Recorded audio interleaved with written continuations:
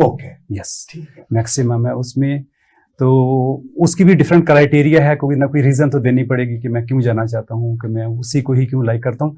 और उसमें वो चेक करेंगे कि ये आपके पास जो आप जाना चाह रहे हैं और यकीनन आप वापस भी आएंगे। नहीं इस उम्र में मैं और मियां साहब वहां पर जाकर क्या करें, फिर शहर के अलावा तो कुछ नहीं कर सकते।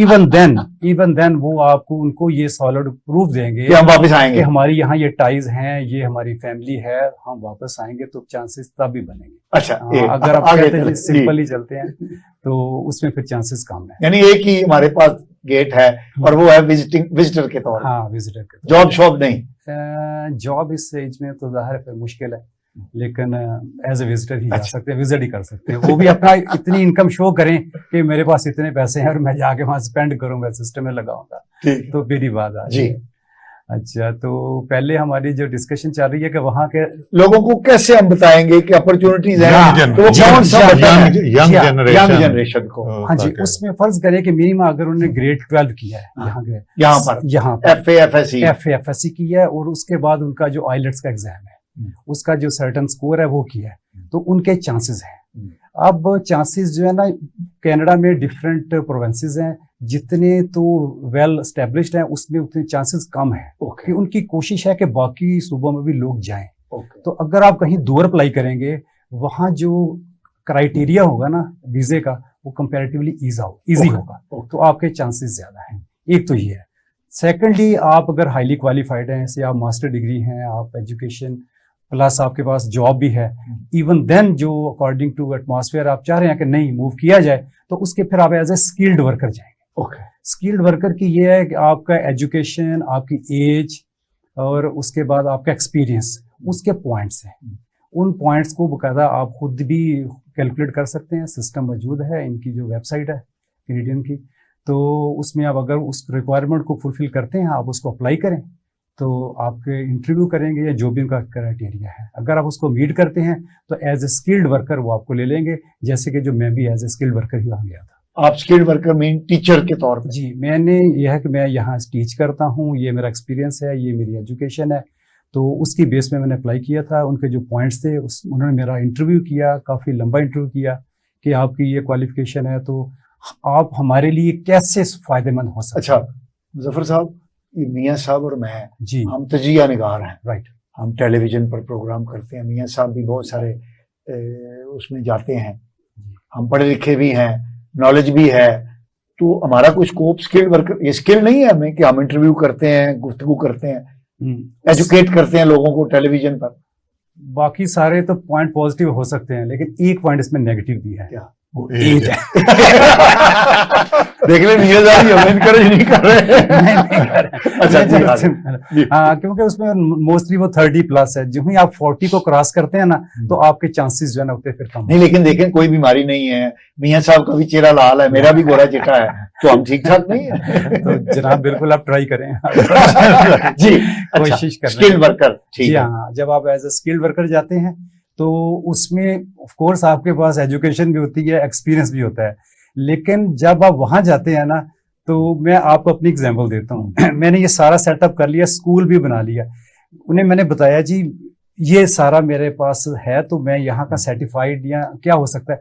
उन्हें बोले जी आपने जो भी किया ना, आपकी एजुकेशन है, एक्सपीरियंस है, आप हमें इन राइटिंग में दें, इन राइटिंग में सारे डॉक्यूमेंट्स डिटेल इन राइटिंग दें, प्लस इसकी सर्टन आई बिलीव $100 फी भी है, फी भी दें, तो फिर हम आपको इसका आंसर देंगे।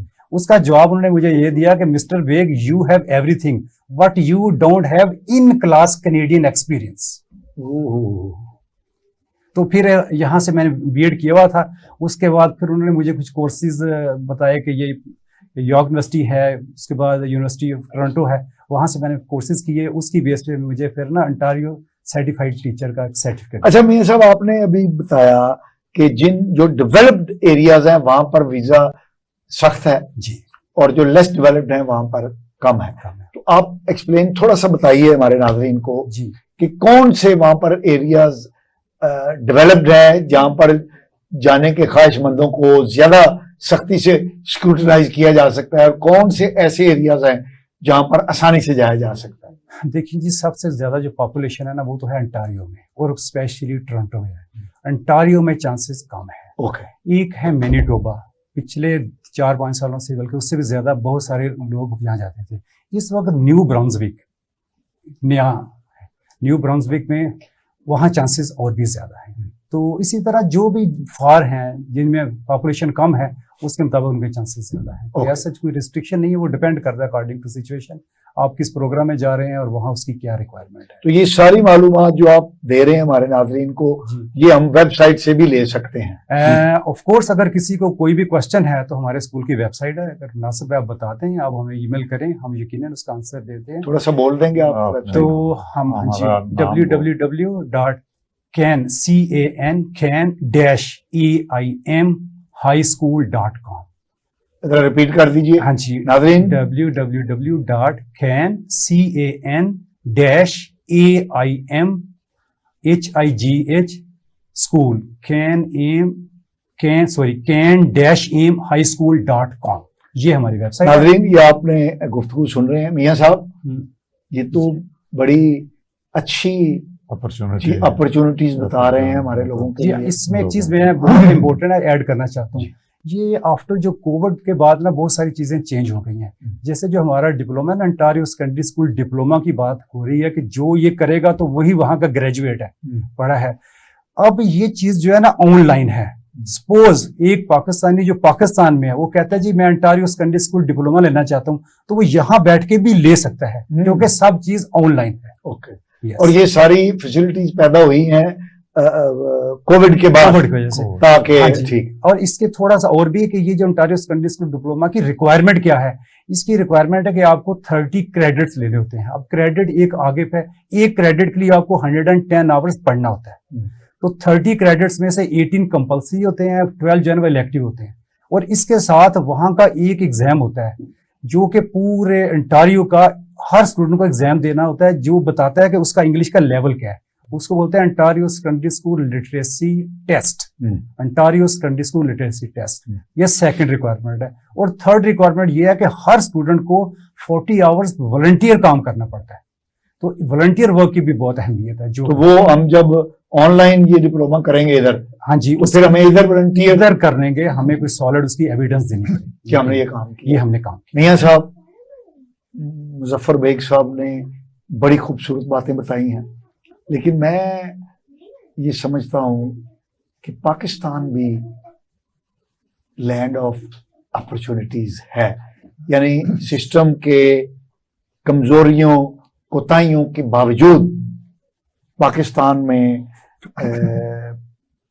काम करने वाले लोगों को, नौजवानों को मुश्किलात तो जरूर हैं, लेकिन यहाँ पर भी अपॉर्चुनिटीज हैं। आप क्या कहेंगे?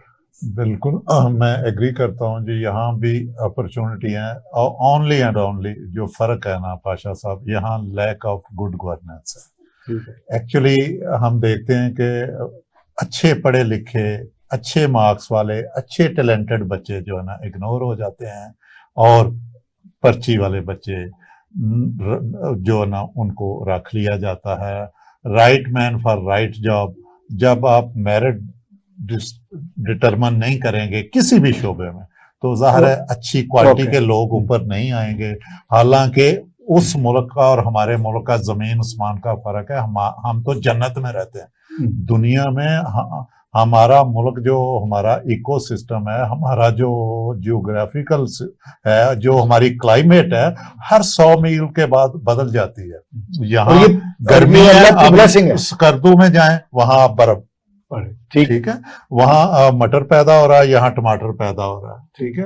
हमें हर दुनिया की हर नेमत, कहीं से हमें एप्पल आ रहा है और कहीं हमारा शुगर केन बन रहा है, ठीक है जी, इधर पैदा हो रहा है, प्रोडक्शन हो रही है, और कहीं अंगूर आ रहा है। तो ये तो हम तो जन्नत में रह रहे हैं। हमें सिर्फ और सिर्फ, मैंने गुड गवर्नेंस की जरूरत हो तो वो कासम के अबू फिर आ जाते हैं, वो कहते हैं लोग यहाँ जॉब करने आया करें। जी लियाकत साहब ने बात की मार्क्स की। हमारे ये सिस्टम में ना वो रट्टा ज्यादा है। मसलन बीइंग ए मैथमेटिशियन, मैं आपको एग्जांपल देता हूँ। फर्ज करें कि कोई टॉपिक है, लाइक से फैक्टराइजेशन एक टॉपिक है। अब वहां हमारे क्या होगा कि ये एक एक्सरसाइज में 200 क्वेश्चन है, तो अब क्या हुआ कि 8-10 दिन टीचर ने बता दिया तो वो उसी को करता जा रहा है। जबकि वहां की जो मिनिस्ट्री है उनकी ये गाइडलाइन है कि ये टॉपिक है, आपने बच्चे को कॉन्सेप्ट देना है, जस्ट कॉन्सेप्ट कि व्हाट इज दिस, रटा नहीं है क्लियर हो। और फिर उसमें देखना है कि इसमें जो नॉलेज और अंडरस्टैंडिंग का पार्ट कितना है, इसमें जो थिंकिंग इंक्वायरी क्या है, इसमें लाइक कम्युनिकेशन क्या है, और इसकी फिर एंड पे ब्रॉड बेस्ड फाइनली इम्प्लीमेंटेशन क्या है, मतलब इसकी एप्लीकेशन क्या है। जी जी। ये चीज है मतलब। मियां मुजफ्फर बेग जी। साहब, जनाब मियां लियाकत अली साहब, आपका शुक्रिया कि आप हमारे प्रोग्राम में तशरीफ लाए और हमारे नाजरीन को अपने ख्यालात आलिया से मुस्तफीद फरमाया।